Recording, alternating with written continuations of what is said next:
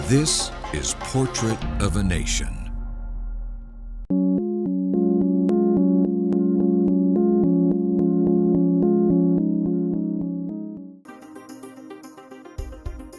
I think we've achieved a lot, but we have a long way to go.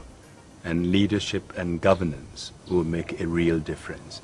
The only way to acquire power legitimately in Ghana is to go through the ballot box. Ghana has a really terrific history of democratic strengthening in recent years.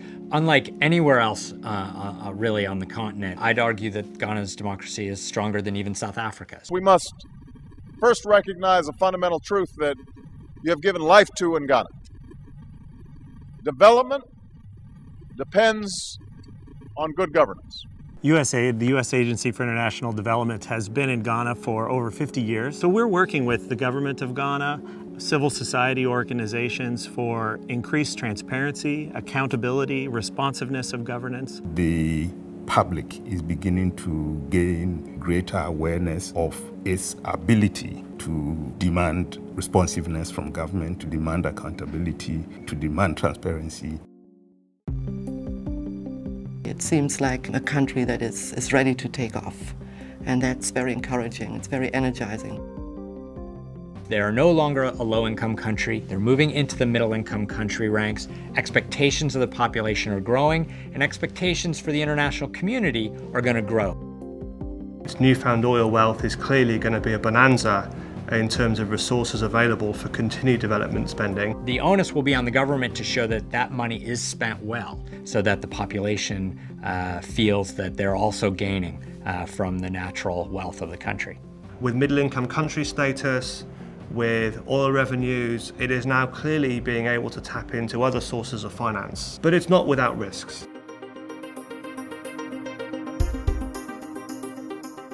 One of the key challenges that we face as a nation is to avoid the resource curse and the effects of Dutch disease. Well, some countries that have struck oil have wound up wasting a lot of the resources, and actually the country turns out worse than they were before. A lot of countries have found that corruption gets a lot worse.